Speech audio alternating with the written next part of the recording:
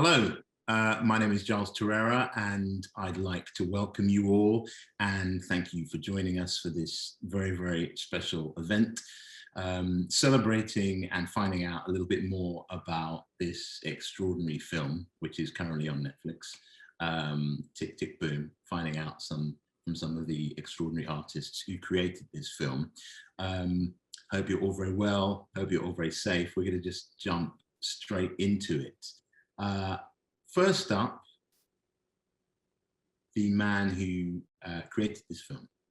I've got to know him a little bit in the last few years, and it's difficult to know what to say about him. Everything's kind of been said about him and his achievements, but as far as I'm concerned, I think he's one of the most extraordinary artists that we have, and perhaps more importantly, one of the best people to work with.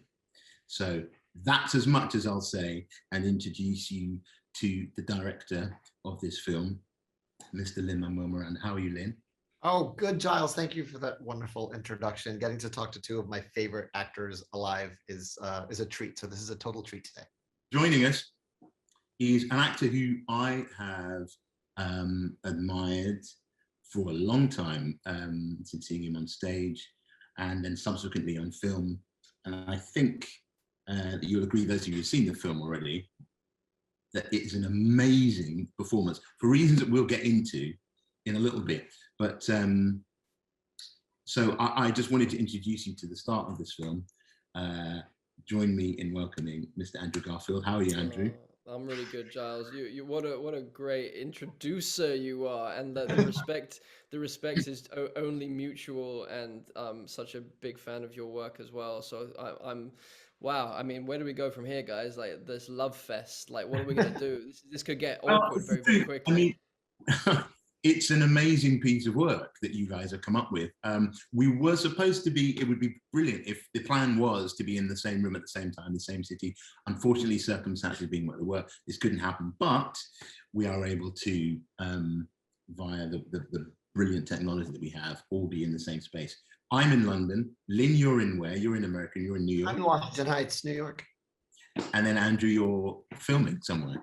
I'm about to go back to Canada. I'm in Los Angeles right now on a brief little stop to talk to some other people here. And yeah, so I'm in LA. So we're kind of all scattered. All the coasts. So let's jump into it. Very excited about this. So Lin, tell us a bit about. Okay, what I'll say is you have a quite an sort of deep history with this particular artist, this particular writer who created this work, Jonathan Larson, and you have a relationship with his body of work as well. So tell us a bit about how you came to this project, why you decided to make this your directorial. Yeah, sure. Well, first of all, I grew up loving musicals. My parents were of the generation that collected cast albums, and so Man of La Mancha and Sound of Music on repeat in our home growing up. And I fell in love with doing the school play and being in the spring musical. And, that was where I found my identity as a high schooler. But it never felt like I was allowed to write musicals until I saw Rent. I saw Rent on my 17th birthday. I was taken by my high school girlfriend to the back row of the mezzanine of the Nederlander Theater. And it was the most contemporary score I'd ever heard. It was the most diverse cast I'd ever seen on a stage. It looked like the New York I actually live in as a 17-year-old in New York City. And it felt homemade. It was making references to Sondheim and Kurosawa and all these things I loved. And it was about the things I was concerned about. It was about surviving as an artist in New York City.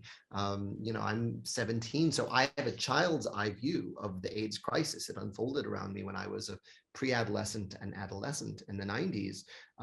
And it was the show that, just very simply, it was the show that gave me permission to think I could write a musical someday. It's not a very far line from this musical about the village facing gentrification and all these other issues, trying to hang as a community. And 2 years later, me starting to write In the Heights just a little further uptown about this community facing gentrification and all these other issues.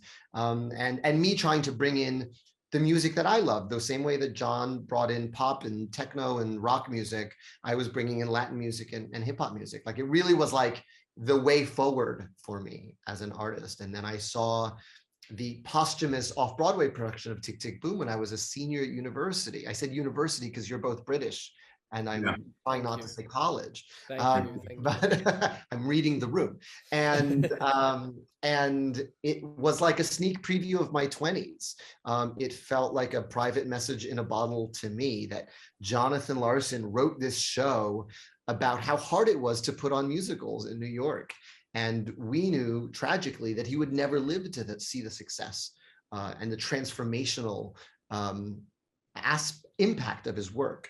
And so that show solidified my resolve. It sort of said directly to me, like, are you okay with doing this if no one ever notices what you're doing? Like, because you have to be, because you may spend your 20s writing a show that no one wants to see.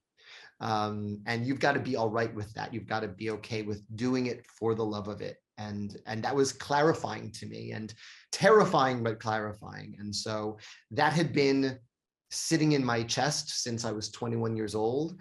I thought my journey with it was done because I got to play Jonathan in a production of Tick, Tick, Boom in 2014. And my incredible good luck was that producer Julie O saw that production, and she said this could be a movie. And she went about getting the film rights. And then 2 years later, came to not long after you and I met for the first time, Giles. I was in London working on Mary Poppins Returns when she emailed me and said, I have the film rights to Tick, Tick, Boom. And I said, I'm the only person who can direct this movie.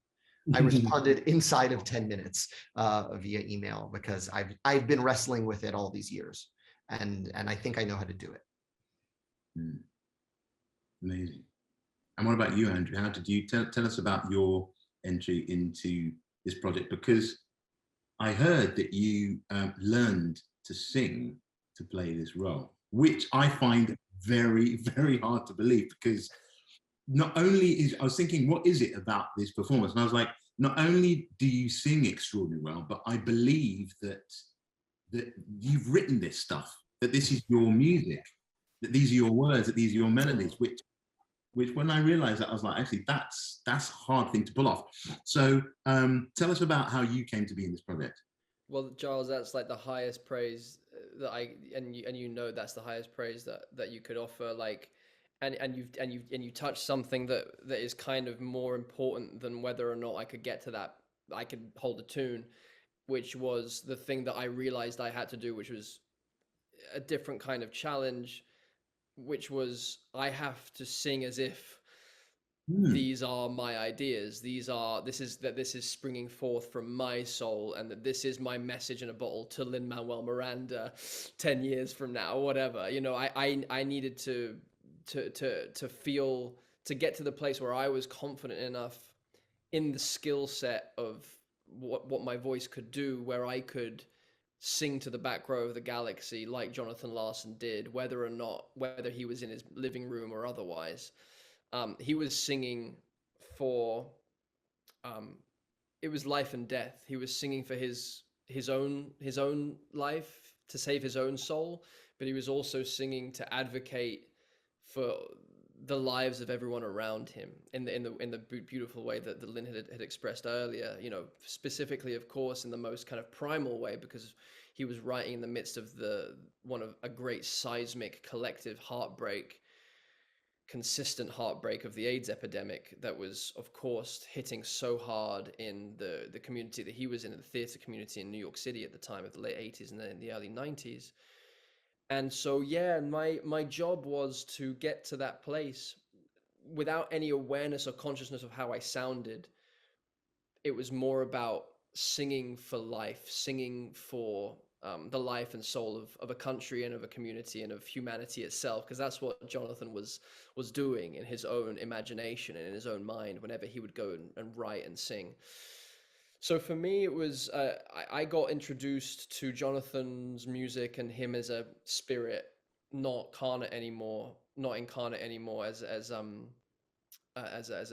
artist through Lin's sliding across the table to me at our first lunch meeting, the music and lyrics from Tick Tick Boom. I knew Rent, and I loved Rent, but I didn't have as deep a connection that Lin had with it. But then it was like, the more that I learned about John, the more I realized that I was being reintroduced to a long lost brother that I didn't know I had, like a real kindred spirit in art, a kindred spirit in life. And so for me, it was, as soon as I started to understand who he was as a human being, as an artist, it was like I became haunted by him. It was like, in the same way that Lin has expressed, like the remnants of his energy here on Earth started to fill me up and wouldn't let go of the scruff of my neck. It was like, if you're gonna do this, then you have to let me move through you. It was like, so to the point where, he doesn't let you sleep. John doesn't let you sleep because he knows that time is so short here. Whether you're going to die at the age of 35, the night before your first preview of your opus, or whether you're going to die at the age of 99, where I hope Lin makes to on the eve of his 18th opus. So for me, it was like that urgency immediately flooded into my system. Because that ticking clock, that heartbeat for him was the kind of foundational thing of the performance for me. This strange, mysterious ticking felt like everything grew from that place, that awareness, that bodily bone awareness, that for whatever reason I have this weird acute awareness that we don't have a lot of time here, and I maybe have less time than everyone else. I'm not sure what that's about, but all I know is that we're all going to leave here with a half-finished song. I better get as much of my song into the cosmos as I possibly can, even though everyone's telling me to stop singing it. That's what I love about this film and about what Lin has done with it. Is it's not the story of a great success. It's the story of a terrible, heartbreaking failure that results in a reaffirmation to the gift of one's life, and to give our gifts here, even while people are rejecting them. And to leave the world a richer place. Like, thank God Van Gogh woke up every day and painted. Thank God Jonathan Larson woke up every day and wrote, because it would have been much easier for them both to stop from being what they were being met with from the culture. So I find all of those things just kind of deeply moving. Mm.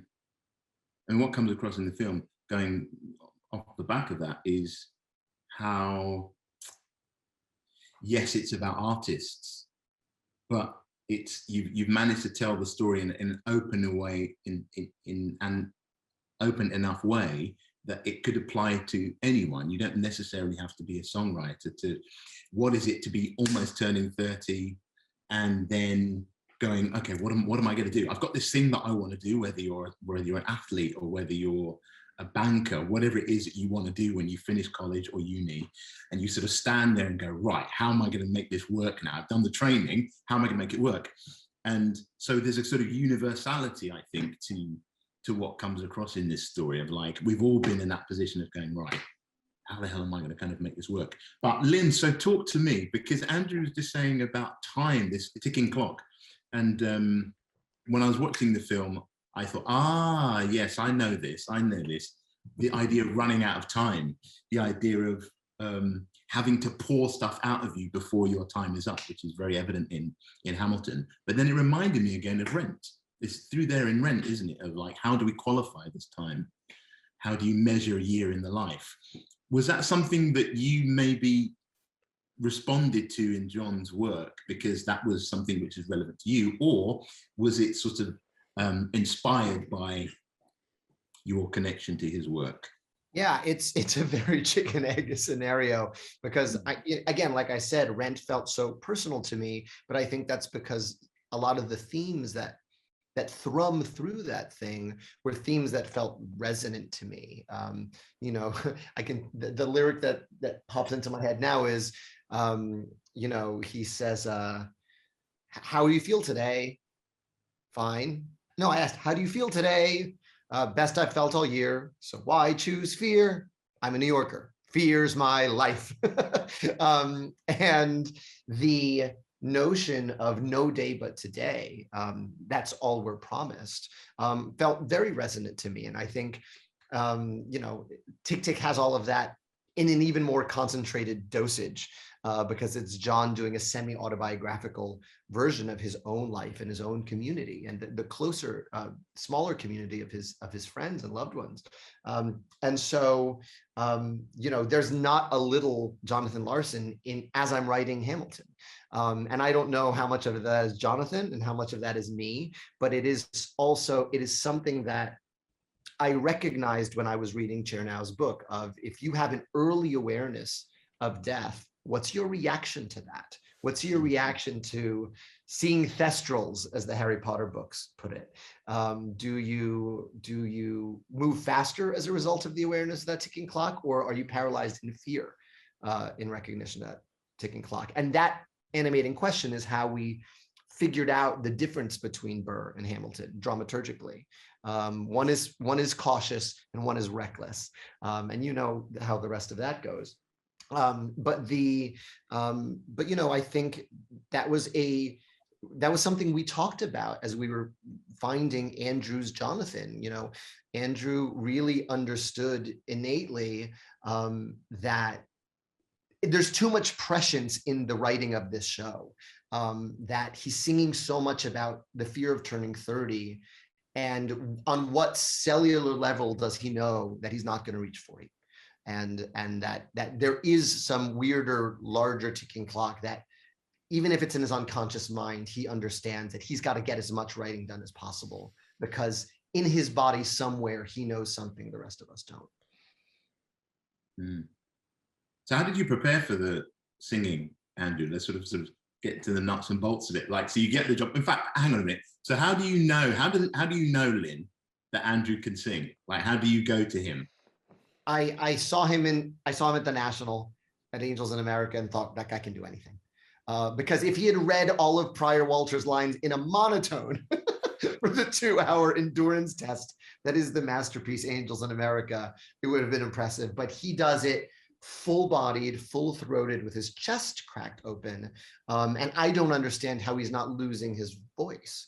And I don't understand how he does this without missing a show, because it's just phenomenal what he was doing up on that stage. And so I just felt like singing was the least of it. He's got everything else. He's got this incredible intensity and this incredible full-body commitment, and he's a theater beast. So if he's anywhere near a sense of pitch, we'll figure it out. And then he was all that and more. And then he was such a good singer.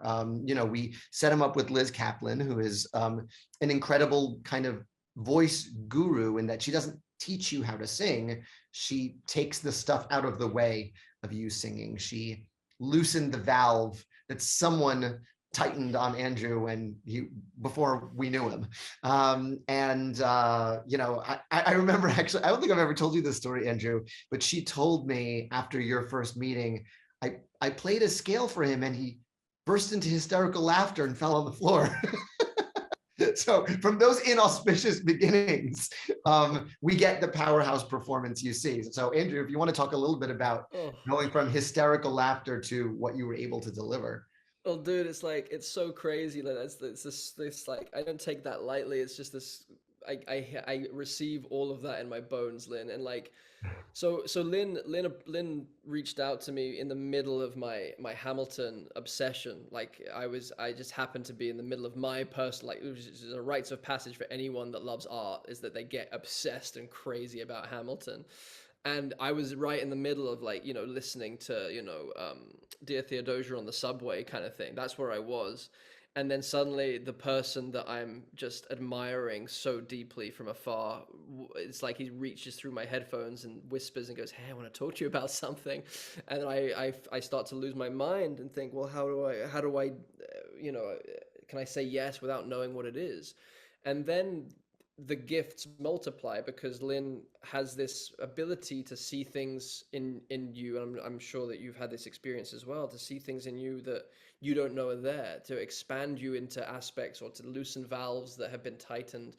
This is one of his great gifts as a person, and what you were alluding to at the beginning of the conversation in your introduction is who Lin is as a person is someone that wants the whole community kingdom to thrive. He's like the archetypal generative king that knows that the village can only be whole if everyone's whole gifts are being brought. And so to be around him is a contagious joy experience where you feel like you get to, access parts of you that you didn't know existed. And so for me, it was really borrowing Lin's belief at the beginning and having that intermingle with this long forgotten dream of wanting to be a musical theater actor that I never got to live through. I remember when I was in drama school at Central School of Speech and Drama, there was a very small bit of singing that we had to do one term in the second year, I think. And I was given The Rhythm of Life from Sweet Charity as my song, which there's nowhere to breathe, and I've never sung before. And I think that's where the valves started to close off a little bit more, because it was like semi-panic attack happening in the front of my We're car. getting to the bottom of this. I'm going to find this person who hurt you, and I'm going to talking to them. They had the belief in me as well. I think at that point I just didn't have Liz Kaplan yet. I didn't have that person that was peeling away the onion. I didn't have, Lin-Manuel Miranda watering my musical theater garden and this incredible crew of like musical theater thoroughbreds that became this kind of North Star for me in terms of I didn't want to let the side down. So I had a year. Lin gave, he wasn't going to be ready to shoot for a year. And I was like, great. I think if I can't sing within a year, then I need to go away for a while. Like if I can't because I'm not tone deaf.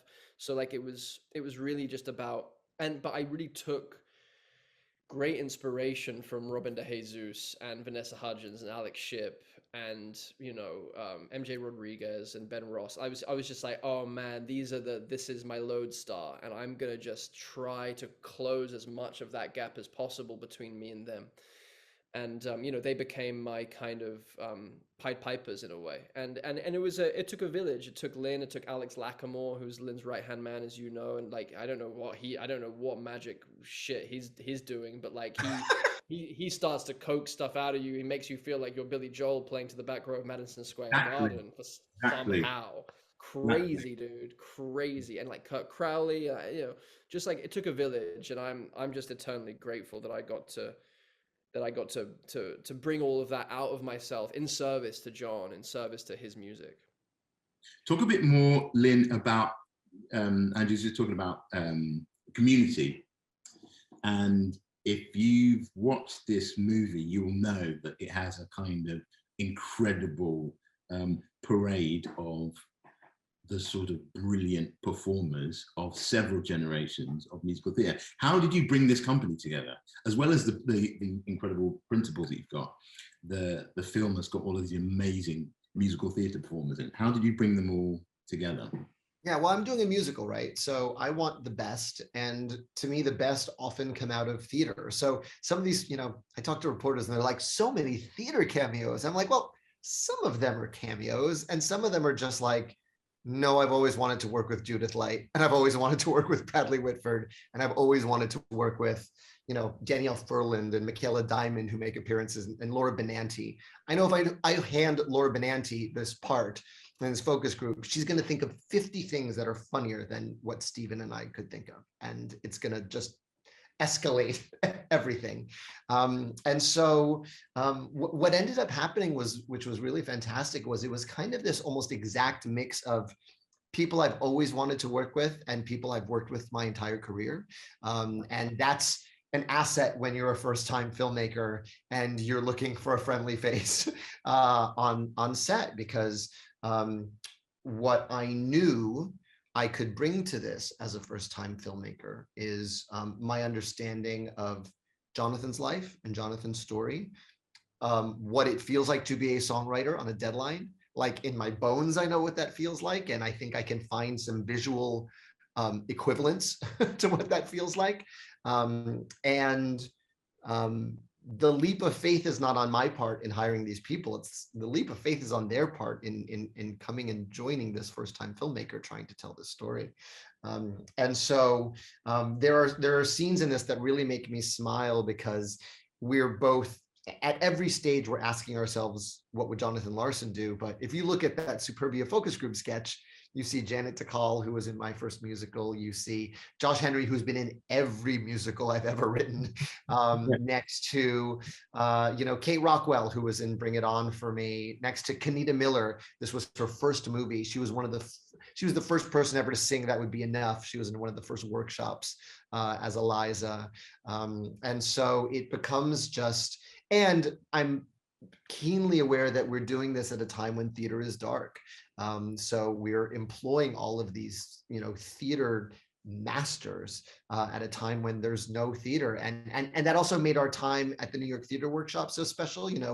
We shot for a week in the theater where John is performing The Frame, performing Tick Tick Boom proper, and we were very aware, like, this is the only musical happening in New York right now, and every time we say action, between action and cut, theater is alive, at least for a little bit, because it was scary, dark days for our industry that we're still just sort of slowly crawling out of. It was sort of a keen awareness of galvanizing this community that I feel so lucky to be a part of. Andrew, talk about having been through this whole journey of meeting Lin, talking about this role, talking about this man's life and his story and his artistry, then going through that whole, at least a year of sort of prepping for that, and then going through the process of embodying that on set, day after day after day after day, sort of living through that, and then coming out the other side of it. What can you say, something that you take from that experience? Oh man, how long's your show? It's one of those ones, man. It's one of those ones that, it's full of mystery. It's hard to sum up because becoming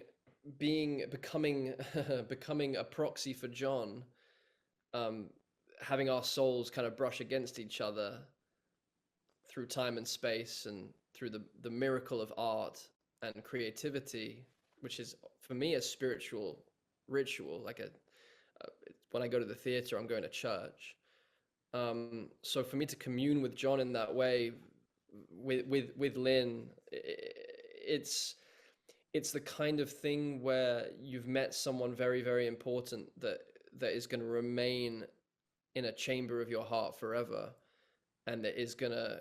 It's like having another mentor in your body. It's like having another old wise sage that you can look to, that you can lean on, that is probably governing your actions in ways that you're totally unconscious of, in the way that he lived. And I think that's one of the things why I'm so moved by people's response to this film. It transcends making a movie in the sense that the responses that I've been getting, I know Lin has been getting from personal friends and people that I haven't heard from in a long time, saying, hey, I needed this right now. This reminded me of the dream of my life. This reminded me of how to proceed in the face of, a culture or a world that is being rejectful of my gifts. It's reminding me that I have to be the salmon swimming upstream, and that to me is a testament to John, how he lived, and the kind of the soul essence of this story, which is how are we going to spend our time.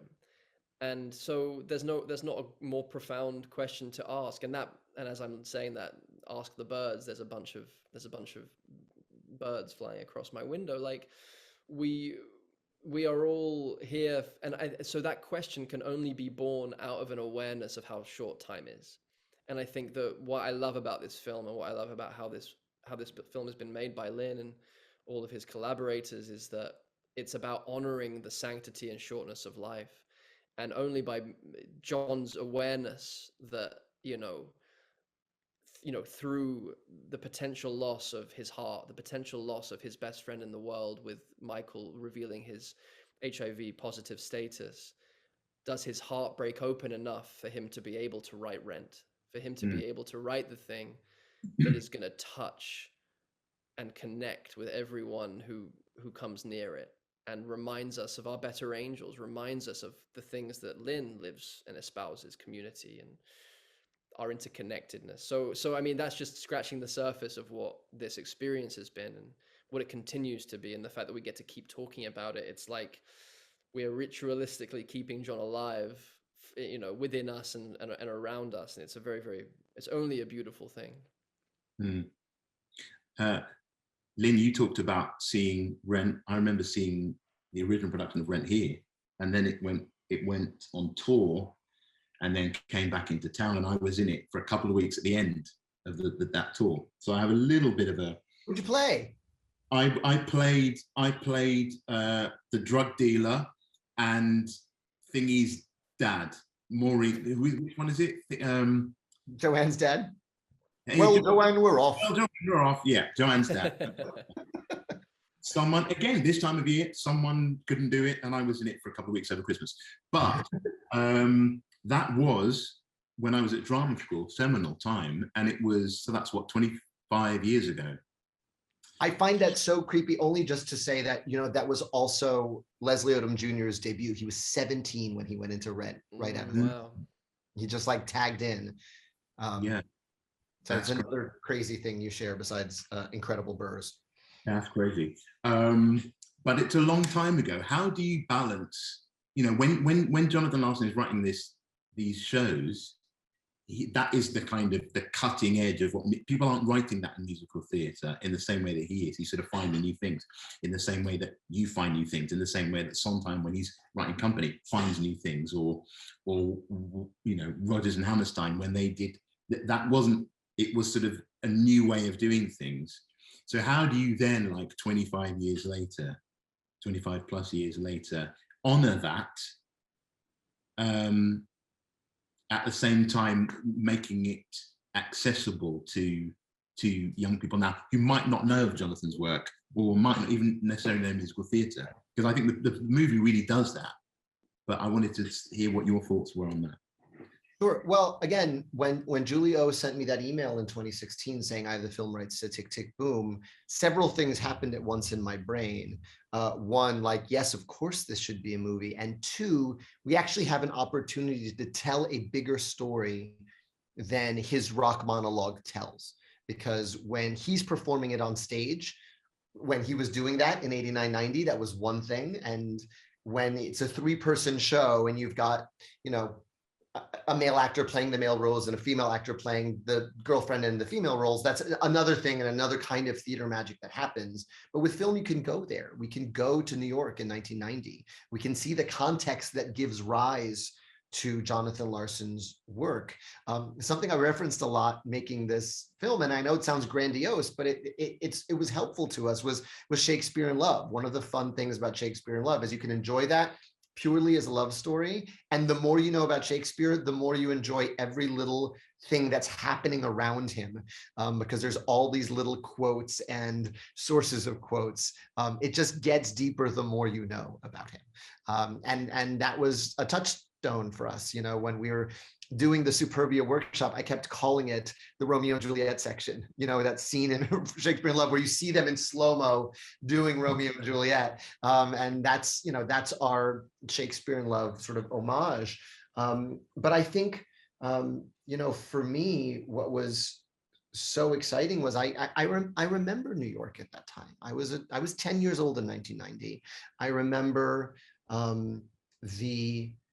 again, like I said before, the kid's eye view of this epidemic. I remember sitting in the anteroom during funeral services when my parents had to go to a funeral of a friend they lost to the virus. I remember when Magic Johnson disclosed his status and how that was the sort of the news report heard around the world. He did a kids special. My friends are on that special. Like, we were one of the schools selected to talk to him and be like, this is how we talk to kids about AIDS. And so it's a period of my life I really remember well, and I felt like I could honor that and honor this lost generation of artists to the HIV/AIDS crisis, and in doing so, kind of continue to fill the portrait, the self-portrait that Jonathan painted with this work. That was sort of an exciting opportunity to actually go there, to actually see his apartment, to actually sort of see the world that gives rise to the work we know. And then to the second part of your question, we need to get everyone on the same page kind of early. So finding the exact right frame, and again, like, to have Susan tell us, this was Jonathan Larson. We loved him, we lost him. This is his story in his own words. It's all true except for what he made up. That's just enough to get everyone on the same page, and now we can tell our story. I cringe at biopics that tell you this is important, this guy was important. So I wanted someone he loved and who loved him to tell you he was important to us. And here he is telling his story. That felt like the right frame to get us all on the same page going forward. Andrew, you've spoken about keeping Jonathan's spirit alive, and Lynn, you've talked about kind of keeping that portrait alive. And I feel like the movie does that really in a really beautiful way. Here we are, all these years later, talking about this man and this artist and what he created, what he toiled for, what he struggled for. So I wanted to just thank both of you for going on that journey, creating this brilliant, beautiful film. And we could go on talking all night, but I know you've got to go back and make a movie, and you've got to do lots of things. So I want to thank you both, Andrew Garfield and Lin-Manuel Miranda, for joining us. It's been a real pleasure, and again, just thank you for this film. Thank you, Giles, and thank you everybody who's watching. Next time in person. Yeah, thank you so much, Giles. What a great, sensitive, loving interview. It's really beautiful to talk to you about all this. It's like, yeah, a little kind of confederacy of artists just chatting. It's the best. So thank you, man. My pleasure.